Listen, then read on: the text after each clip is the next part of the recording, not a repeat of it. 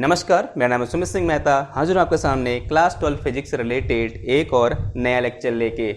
आज का हमारा है लेक्चर नंबर 48 और आज के इस लेक्चर में हम छोटे छोटे मल्टीपल टॉपिक्स को डिस्कस करेंगे। जैसे हमारा जो पहला टॉपिक रहेगा वो सेल के बारे में। हम पढ़ेंगे कि भाई सेल क्या होता है, यानी किसे हम सेल कहते हैं।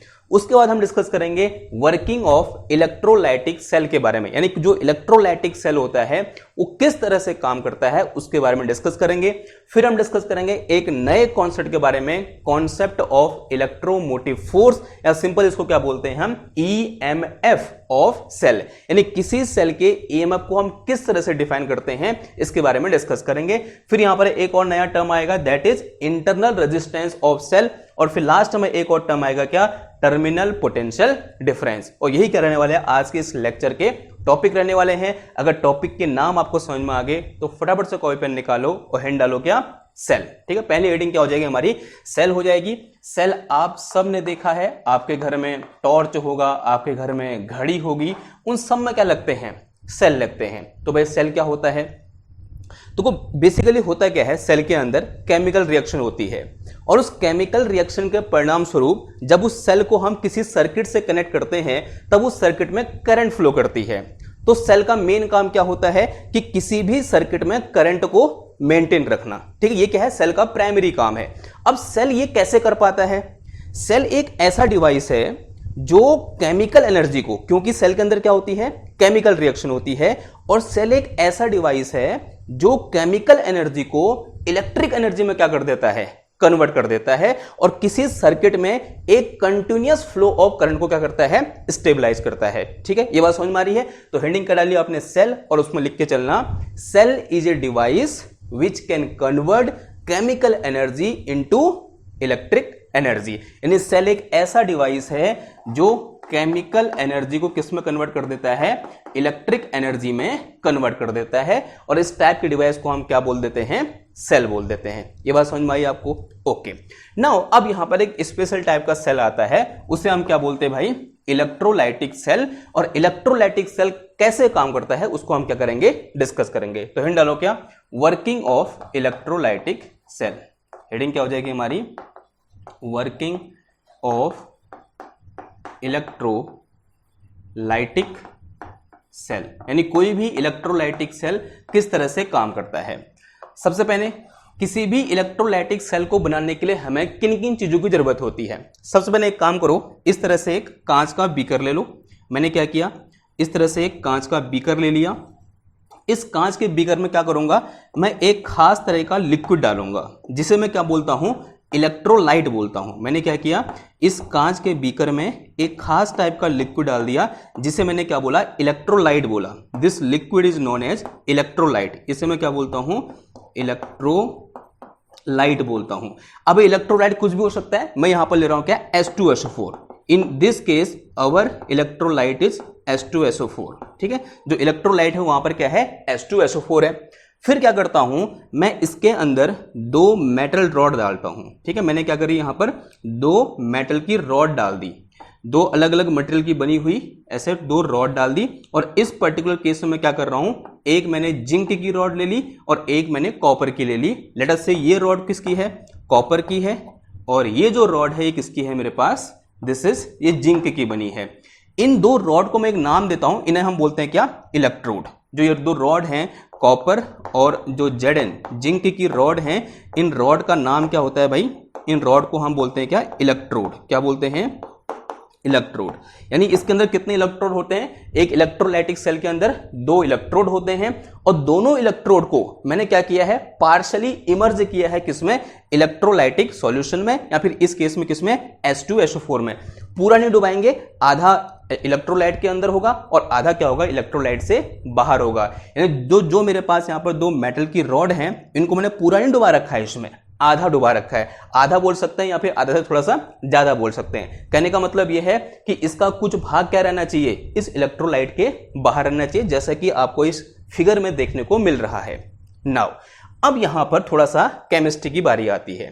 केमिस्ट्री से हम जानते हैं जो Zn होता है वो कॉपर से ज्यादा रिएक्टिव होता है, साथ ही साथ जो Zn होता है वो हाइड्रोजन से भी क्या होता है, ज्यादा रिएक्टिव होता है।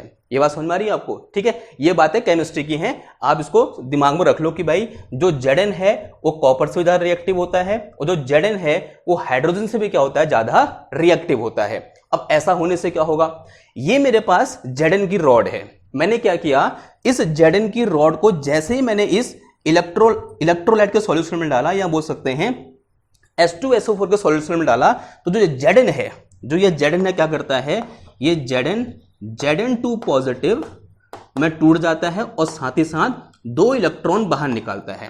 ये बहुत इंपॉर्टेंट लाइन है, या बहुत इंपॉर्टेंट क्या है, रिएक्शन है।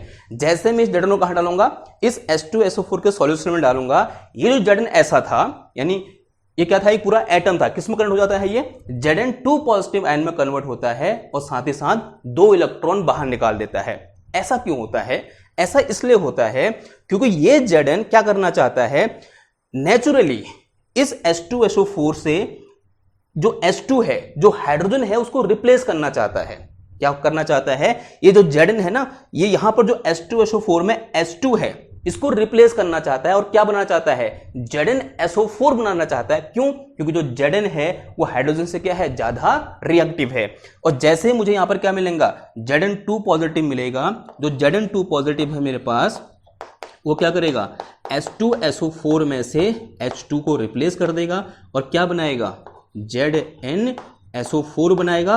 और साथ ही साथ मुझे यहाँ पर क्या देखने को मिलेंगे, अब 2 हाइड्रोजन बाहर निकल गए, यानी 2H पॉजिटिव आयन मुझे यहाँ पर देखने को मिलेंगे। ये बात समझ में आ रही है आपको? क्या हुआ, इस Zn2 पॉजिटिव ने यहाँ पर H2 को रिप्लेस किया, क्या बनाया, ZnSO4 बनाया, और मुझे साथ में पर क्या देखने को मिला, 2 हाइड्रोजन के आयन मुझे यहाँ पर देखने को मिले। यहाँ तक ये कहानी समझ में आई? यानी यहाँ पर जो मेरे पास Zn2 पॉजिटिव था वो तो यूज हो गया, किसमें यूज हो गया भाई, यानी उसने इसके साथ बॉन्ड बना दिया, या बोलते हैं SO4 के साथ उसने रिएक्शन कर ली। अब बचे क्या फिर, ये 2 इलेक्ट्रॉन, ये जो 2 इलेक्ट्रॉन निकले ये कहां जाएंगे बताओ, ये 2 इलेक्ट्रॉन वहां जाएंगे जो इस Zn का जो पार्ट कहां है, इस इलेक्ट्रोलाइट में नहीं डूबा है, वहां चले जाएंगे। इन जो 2 इलेक्ट्रॉन है वो कहां चले गए भाई, यहां चले गए। जैसे ये 2 इलेक्ट्रॉन यहां गए, यानी अब इस इलेक्ट्रोड में कैसा चार्ज आ गया, नेगेटिव चार्ज आ गया, बिकॉज इलेक्ट्रॉन कैसे चार्ज होते हैं, नेगेटिवली चार्ज पार्टिकल हैं।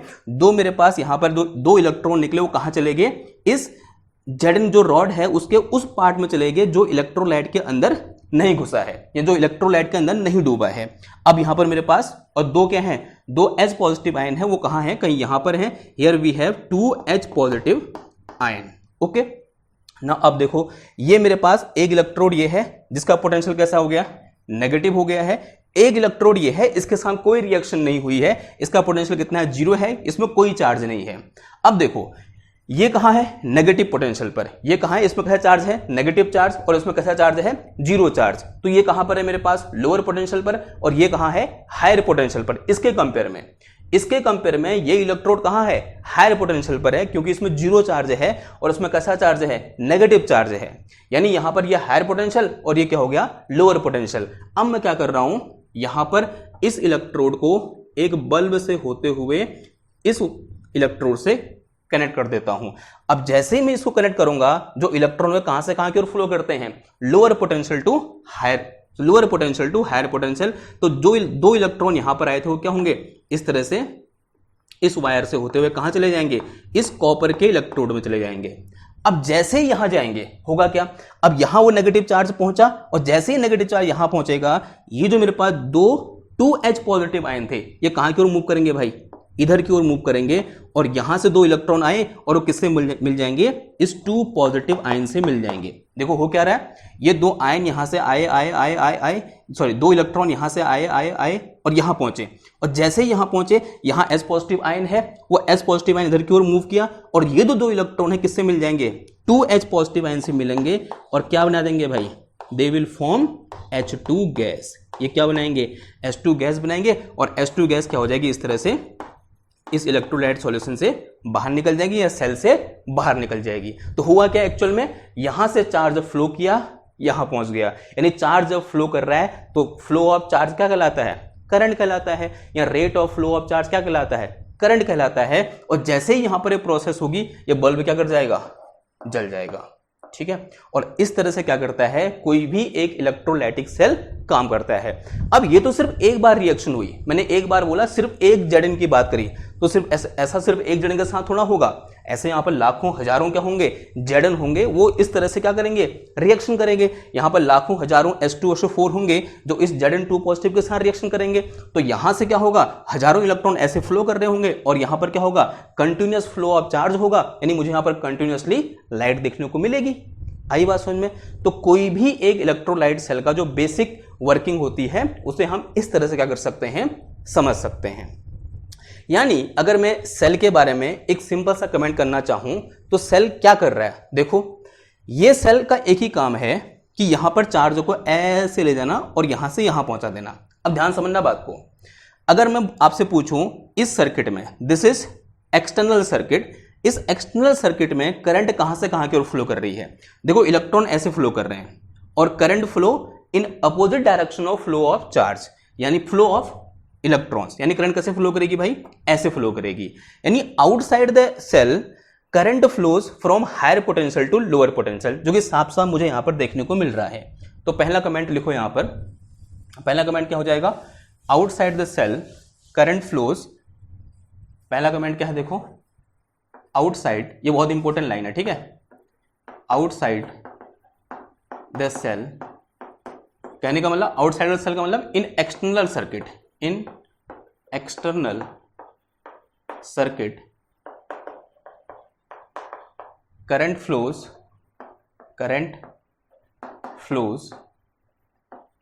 हायर पोटेंशियल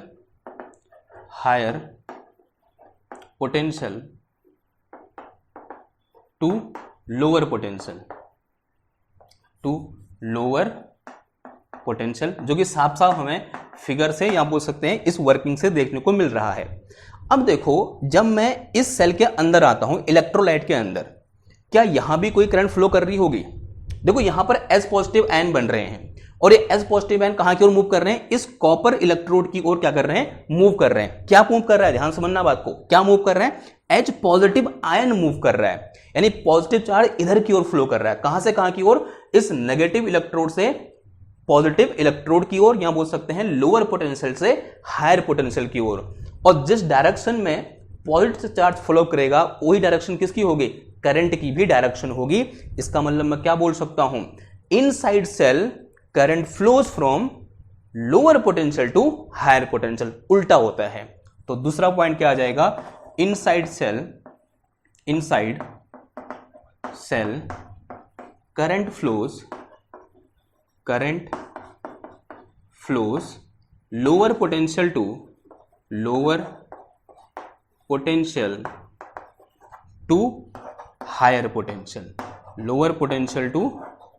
हायर पोटेंशियल, ठीक है। यानी सेल के अंदर करंट कहां से कहां की ओर फ्लो करती है, लोअर पोटेंशियल से हायर पोटेंशियल की ओर फ्लो करती है, क्योंकि जो H पॉजिटिव आयन है वो इस डायरेक्शन में क्या कर रहा है, फ्लो कर रहा है। वो यहां से Zn आयन से कहां की ओर, सॉरी जो ये वाला इलेक्ट्रोड है यहां से कहां की ओर जा रहा है, कॉपर इलेक्ट्रोड की ओर मूव कर रहा है। और ऑब्वियस सी बात है जिस डायरेक्शन में पॉजिटिव चार्ज फ्लो करता है वही डायरेक्शन किसकी होती है, करंट की होती है। ये बात समझ में आई आपको? ओके, ये दो बहुत इंपॉर्टेंट कमेंट है जो कि हम यहां पर देख सकते हैं। अब यहां पर एक इंपॉर्टेंट चीज है, देखो जरा समझेंगे। सेल क्या कर रहा है फिर, सेल की एक सिंपल सी वर्किंग है कि भाई ये यहां से इलेक्ट्रॉन को यहां से ले गया, यहां से लेगा, यहां पहुंचाया, और यहां Zn को, सॉरी जो 2H पॉजिटिव आयन है उसको यहां से यहां पहुंचा दिया। ये सेल का मेन काम है कि यहां से चार्ज को यहां से यहां ले गया और यहां चार्ज को यहां से यहां लाया। अगर ये सेल चार्ज को मूव ही नहीं करता तो क्या करंट फ्लो करती? करंट क्या होती है एक्चुअल में, rate of flow of charge होता है। यानी सेल का मेन काम क्या है, चार्ज को यहां से ले जाना, यहां से ले जाना, दोबारा यहां पहुंचाना। बार बार क्या कर रहा है सेल, इस चीज को रिपीट कर रहा है, तभी तो हमको यहां पर कंटिन्यूअसली लाइट देखने को मिलेगी। यानी सेल का मेन काम क्या है, चार्ज को यहां से ले गए, यहां से ले गए, यहां से ले गए, यहां पहुंचा दिया, यहां से ले गए, यहां से ले गए, यहां से ले गए, यहां से ले गए, यहां पहुंचा दिया। अब आप कहोगे कि जो एक्सटर्नल सर्किट है उसमें तो इलेक्ट्रॉन ऐसे फ्लो कर रहे हैं, तो मैं ऐसे क्यों बोल रहा हूं? देखो मैं यहां पर अज्यूम कर सकता हूं कि जितना नेगेटिव चार्ज इलेक्ट्रॉन के रूप में इधर को जा रहा है उतना ही पॉजिटिव चार्ज इधर क्यों आ रहा है, ऐसा मैं बोल सकता हूं। ऐसा मैं एक कन्वेंशन ले सकता हूं। एक्चुअल में यहां पर जो एक्सटर्नल सर्किट है उसमें इलेक्ट्रॉन मूव कर रहे हैं यहां से यहां की ओर, लेकिन मैं ये मान सकता हूं कि जितना नेगेटिव चार्ज इलेक्ट्रॉन के रूप में यहां से इधर की ओर जा रहा है उतना ही पॉजिटिव चार्ज ऐसे यहां से इधर की ओर आ रहा है। यानी मैं इलेक्ट्रॉन का मोशन न मान के किसका मोशन मान सकता हूं, उतने ही पॉजिटिव चार्ज का मोशन इस यहां से इधर की ओर अज्यूम कर सकता हूं। तो अब देखो सेल ने क्या किया, यहां से कुछ जो प्लस चार्ज है उसको यहां से लिया यहां पहुंचाया, यहां से गया, फिर यहां से फिर यहां से फिर यहां पहुंच गया, यानी एक चक्कर हो गया। मान लिया सेल क्या कर रहा है, क्यू नॉट चार्ज को सेल यहां से ले रहा है, क्यू नॉट चार्ज को सेल ने यहां से पकड़ा, यहां पहुंचाया, यहां से यहां ले गया, यहां से यहां ले गया, यहां से यहां ले गया, दोबारा इधर ला गया। ये सेल ने काम किया। लेट अस से इस क्यू नॉट चार्ज को यहां से यहां, यहां से यहां, फिर आउट एक्सटर्नल सर्किट में, फिर यहां से यहां, फिर दोबारा उसी पॉइंट पर लाने में कितना वर्क किया, W वर्क किया।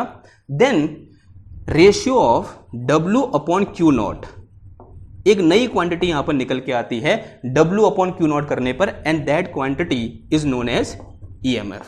उस क्वांटिटी को हम क्या बोलते हैं, EMF बोलते हैं, या इसका दूसरा नाम क्या है, या इसका फुल फॉर्म क्या होती है, इलेक्ट्रोमोटिव फोर्स।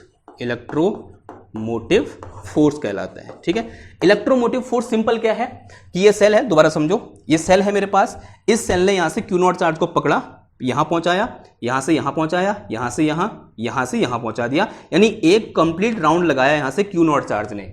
इस कंप्लीट राउंड को लगाने पर इस सेल ने कितना वर्क किया, W वर्क किया। अगर मैं यहां से W अपॉन क्यू नॉट निकालूं तो मेरे पास एक नई फिजिकल क्वांटिटी आती है, and that new physical quantity is known as EMF, जिसकी फुल फॉर्म क्या होती है, इलेक्ट्रोमोटिव फोर्स होती है। तो ये वो मेरे पास नया टर्म है जिसको हम क्या करने जा रहे हैं, डिफाइन करने जा रहे हैं।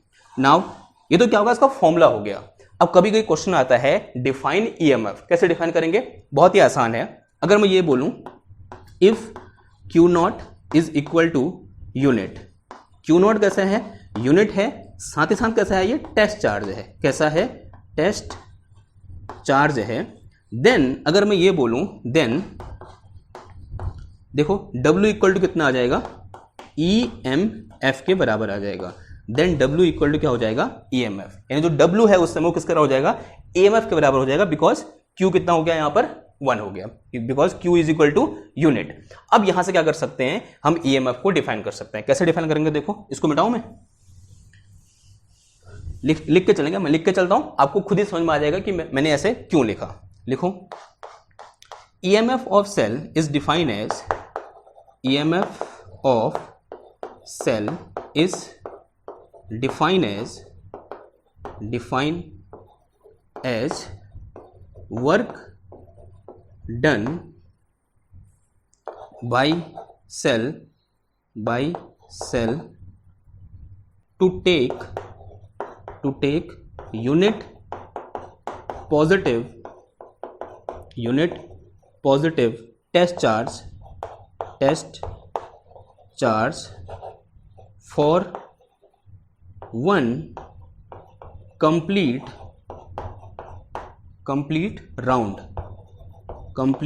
round including cell,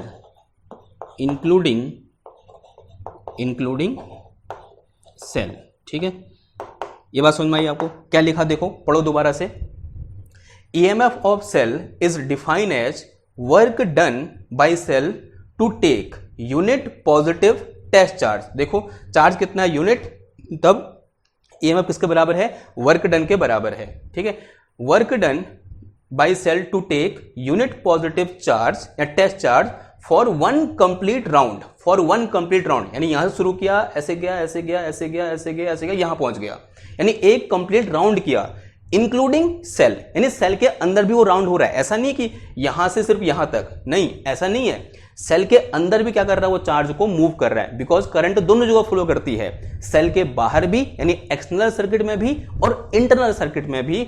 और किसी एक यूनिट पॉजिटिव टेस्ट चार्ज को एक कंप्लीट राउंड घुमाने के लिए सेल ने जितना वर्क किया वही किसके बराबर होता है भाई, EMF के बराबर होता है। ये बात क्लियर है। तो in this way we define our EMF और we can say electromotive force. तो दैट इज, या पहले ये लिख देना, फिर ये लिख देना, और उसके नीचे दोबारा ये लिख दो, दैट इज। इसका मतलब क्या हुआ, या तो पहले डेफिनेशन लिख लो, फिर ये लिख लो, या पहले ये लिख लो फिर ये लिख लो, एक ही बात हुई। That is EMF equal to कितना आ जाएगा, W अपॉन Q नॉट। यानी if W is work done in bringing Q naught charge for a complete round including cell, then EMF equal to कितना आ जाएगा, W अपॉन Q नॉट आ जाएगा। And EMF is represented by कितना आ जाएगा, ये W अपॉन Q नॉट। ठीक, बताओ भाई, यहां से सबसे पहले डिफाइन करेंगे हम क्या, तो यूनिट ऑफ EMF क्या हो जाएगी, वर्क क्या होती है, जूल होती है, चार्ज क्या होती है, कुलाम होती है, जूल पर कुलाम। और जूल पर कुलाम को ही हम क्या बोलते हैं भाई, बोल्ट भी बोलते हैं। क्या बोलते हैं, बोल्ट भी बोलते हैं। अब सवाल यह है, बोल्ट किसकी यूनिट होती है, पोटेंशियल डिफरेंस की यूनिट होती है या पोटेंशियल की यूनिट होती है, तो ये EMF की कैसे हो गई। एक्चुअली जो EMF होता है ना, वो एक टाइप का पोटेंशियल डिफरेंस ही होता है। ठीक है, ये बहुत इंपॉर्टेंट लाइन है कि जो EMF है वो एक टाइप का पोटेंशियल डिफरेंस ही होता है। अब सवाल यह है कि इसको इलेक्ट्रोमोटिव फोर्स क्यों बोला, क्या इसका फोर्स के साथ कोई लेना देना है, क्या इसका फोर्स के साथ कोई कनेक्शन है। आंसर है कोई कनेक्शन नहीं है, बस इसका नाम इलेक्ट्रोमोटिव फोर्स है जो कि हिस्टोरिकली रख दिया गया। और जैसे उस दिन रखा, फर्स्ट दिन रखा जब पहली बार इस चीज को डिफाइन किया होगा कि क्यों चार्ज यहां पर मूव कर रहा है, पहली बार ऐसा लगा कि भाई जब चार्ज यहां मूव कर रहा है इस पर कुछ फोर्स लगा रहा है, धक्का दे रहा है इसको, तो उस बेसिस पर इसका नाम क्या रख दिया गया, इलेक्ट्रोमोटिव फोर्स रख दिया गया। एक्चुअल में यहां पर इस इलेक्ट्रोमोटिव फोर्स से फोर्स का कोई लेना देना नहीं है, ये सिर्फ क्या है, work done per unit charge है, या बोलते हैं एक टाइप का पोटेंशियल डिफरेंस है। इसका फोर्स का कहीं से कहीं तक कोई भी लेना देना नहीं है। ये बात समझ में आ रही है आपको। तो ये क्या होगी, इसकी यूनिट होगी, क्या हो जाएगा, बोल्ट क्या हो जाएगी, इसकी यूनिट हो जाएगी। दूसरा, इसके डायमेंशन फॉर्मूला बता दो। डायमेंशन फॉर्मूला क्या हो जाएगा, डायमेंशन ऑफ वर्क अपॉन कितना आ जाएगा, dimension of charge Q not. Dimension of work क्या होता है, ML2T-2 होता है, अपॉन चार्ज की यूनिट क्या होती है भाई, सॉरी चार्ज की डायमेंशन क्या होती है, AT होती है। तो कितना आ जाएगा, देखो ये ML² T-3 और A-1। तो this is our dimension formula of EMF। तो ये क्या निकल के आया, EMF का डायमेंशन फॉर्मूला निकल के आया। और इस तरह से हम क्या करते हैं, EMF को डिफाइन करते हैं। इसको ज़्यादा बोझ नहीं लेना है। EMF क्या है, simple work done per unit charge है, या बोल सकते हैं एक टाइप का पोटेंशियल डिफरेंस है। EMF नाम से कंफ्यूज बिल्कुल नहीं होना है, इसका फोर्स के साथ कहीं से कहीं तक कोई लेना देना नहीं है। क्लियर बात, ओके। लेकिन कभी कभी हम यहां पर डायरेक्शन की बात कर देते हैं, direction of EMF, direction of EMF। क्या EMF की एक्चुअल में कोई डायरेक्शन होगी, डायरेक्शन किन क्वांटिटी की होती है, जो वेक्टर क्वांटिटी होती है। क्या EMF वेक्टर क्वांटिटी है, नहीं है भाई, ये तो क्या है, एक टाइप का पोटेंशियल डिफरेंस है, and potential difference is scalar quantity, it mean EMF is also scalar quantity.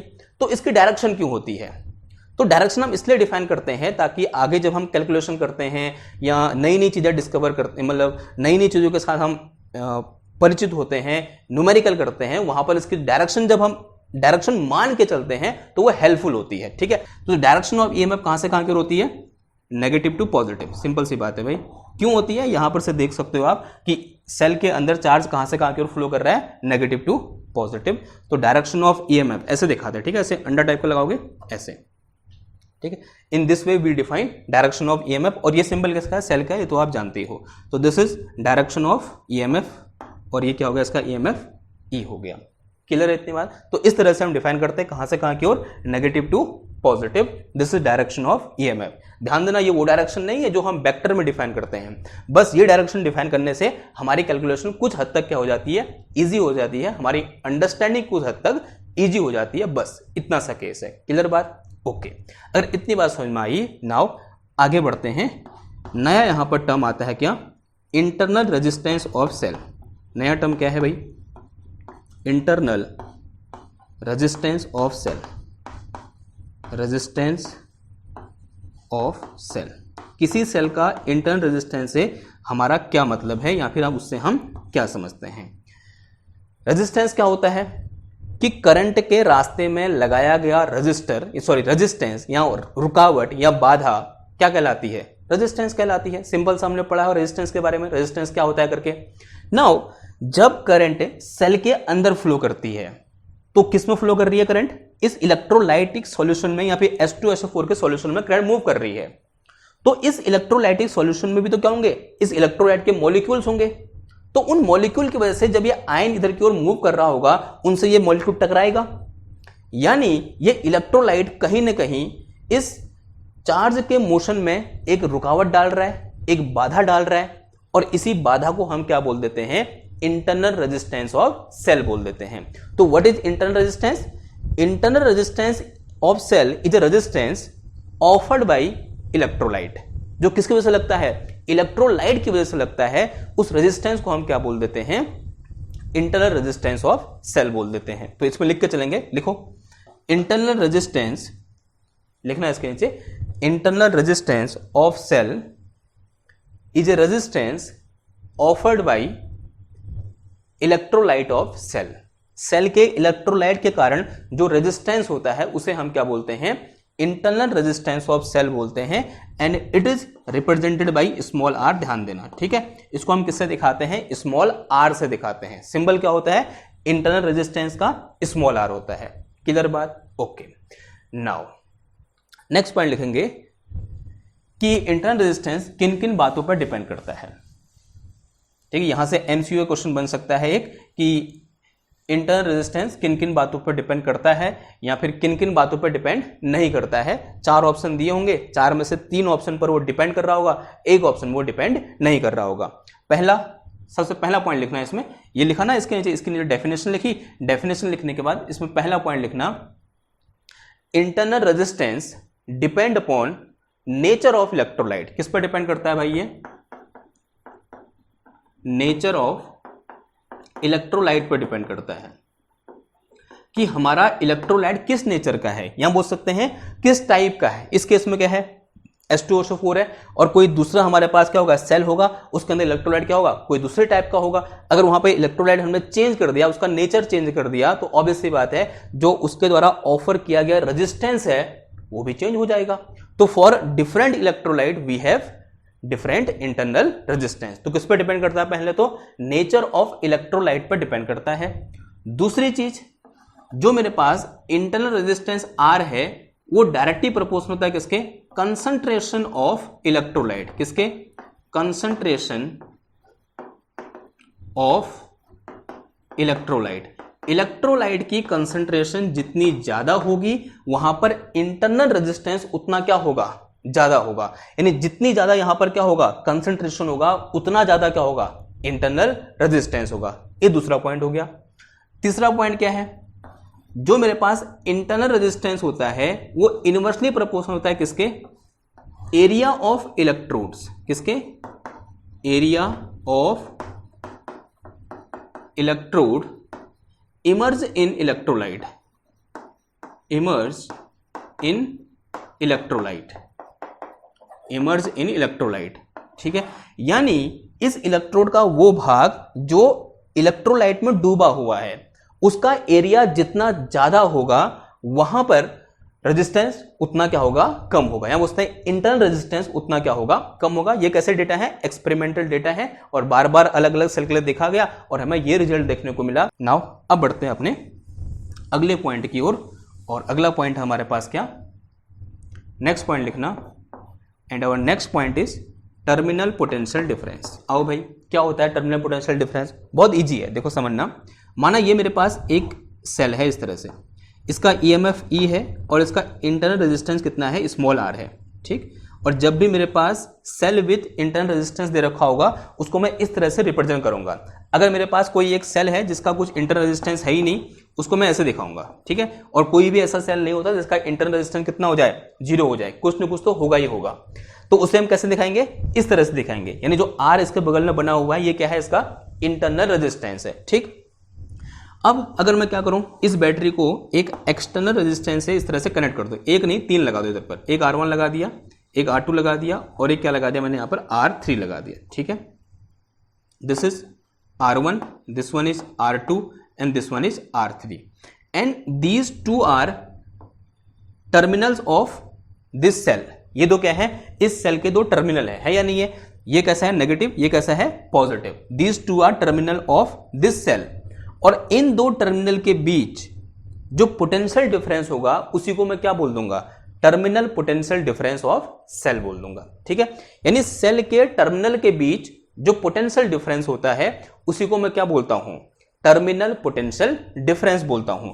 अगर मैं ये बोलूं कि इसके सेल के बीच जो पोटेंशियल डिफरेंस है या सेल के टर्मिनल के बीच जो पोटेंशियल डिफरेंस है वो कितना है, V है, और मैंने इसको किससे मेजर किया, एक वोल्ट मीटर मैंने यहां पर लगा दिया इस तरह से, ये पॉजिटिव नेगेटिव है इस वोल्ट मीटर का, और इस वोल्ट मीटर ने मेजर किया कि इस सेल के टर्मिनल के बीच पोटेंशियल डिफरेंस कितना है, V है, जिसको क्या बोला गया, टर्मिनल पोटेंशियल डिफरेंस बोला गया।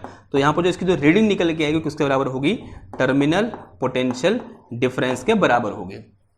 अब जरा गौर समझना, ये मेरे पास एक रेजिस्टेंस R है, लेट अस से इसमें कितनी करंट फ्लो कर रही है, I करंट फ्लो कर रही है, सॉरी ये R1 है, ये R2 है, और ये क्या है मेरे पास R3 है। मैं अज्यूम कर रहा हूं इस R1 के टर्मिनल के बीच पोटेंशियल डिफरेंस कितना है, V1 है, R2 के टर्मिनल के बीच पोटेंशियल डिफरेंस कितना है, V2 है, और R3 के, ये R3 है, और R3 के टर्मिनल के पोटेंशियल डिफरेंस कितना है, V3 है।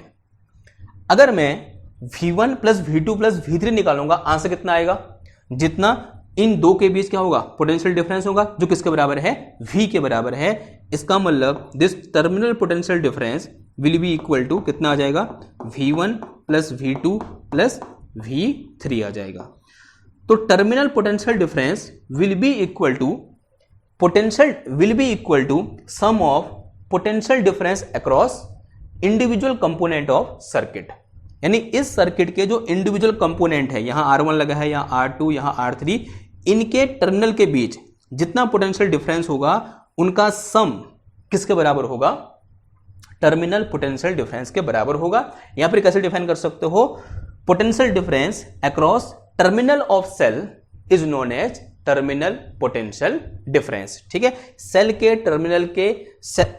टर्मिनल के अक्रॉस या फिर उन दो टर्मिनल के बीच जो पोटेंशियल डिफरेंस होगा उसी को हम क्या बोलेंगे, टर्मिनल पोटेंशियल डिफरेंस बोलेंगे। ठीक, अब यहां पर तीन वर्डिंग आ गई मेरे पास, क्या एक वर्डिंग क्या आई भाई, पोटेंशियल, एक क्या आ गई दूसरी चीज, दूसरा आ गया क्या, पोटेंशियल डिफरेंस, तीसरा आज मेरे पास एक और आ गया टर्मिनल पोटेंशियल डिफरेंस। ये तीनों अलग अलग है या फिर सेम है, देखो वैसे फिजिकली तो सेम है, यहां बोल सकते हैं तीनों की यूनिट क्या है, सेम है, तीनों की डायमेंशन क्या है, सेम है। ठीक है, तीनों को हम कैलकुलेट भी लगभग सेम तरीके से करते हैं, लेकिन तीनों का मीनिंग मतलब अगर मैं वैसे देखूं तो तीनों चीज क्या है, अलग अलग है। पोटेंशियल वर्डिंग का यूज हम कब करेंगे, जब मुझे किसी एक पॉइंट में पोटेंशियल की बात करना, लेट अस से ये पॉइंट मेरे पास क्या है, ये मेरे पास एक बी पॉइंट है, बी पॉइंट पे क्या निकालूंगा, पोटेंशियल निकालूंगा। लेकिन अगर मैं क्या बोलूं, एक ये पॉइंट मेरे पास क्या है, सी है, और एक पॉइंट मेरे पास यहां क्या है, डी है। सी पॉइंट पर अगर पोटेंशियल की बात करूंगा तो कैसी वर्डिंग यूज करूंगा, पोटेंशियल।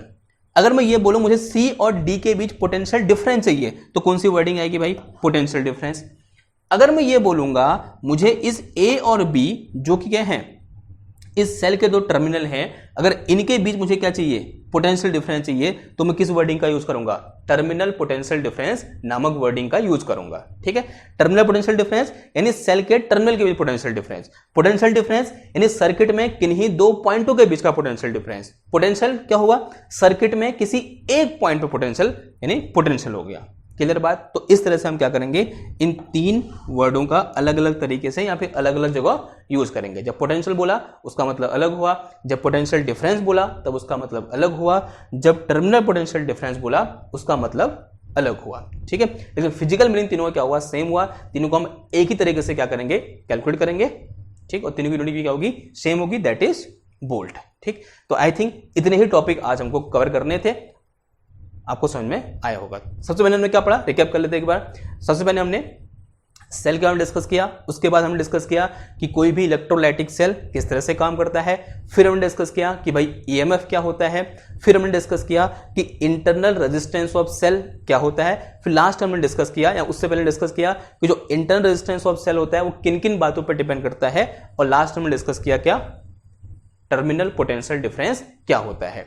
अब नेक्स्ट टॉपिक हम डिस्कस करेंगे, आज जितने भी हमने चीजें डिस्कस कर रखी है, ईएमएफ, टर्मिनल पोटेंशियल डिफरेंस और इंटरनल रेजिस्टेंस स्मॉल आर, इनके बीच क्या रिलेशन होता है।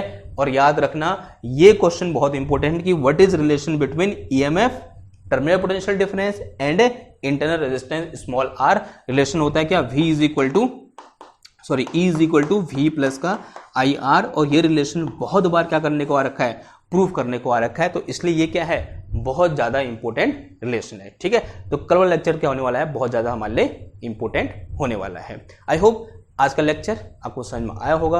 अगर समझ में आया है और आपको लगता है ये आपकी लाइफ में कहीं ना कहीं कुछ ना कुछ वैल्यू ऐड करता है, तो उसको लाइक करो, शेयर करो, सब्सक्राइब करो। मैं मिलता हूँ आपसे नेक्स्ट क्लास में एक और नए टॉपिक के साथ। तब तक के लिए थैंक यू, धन्यवाद, बाय बाय।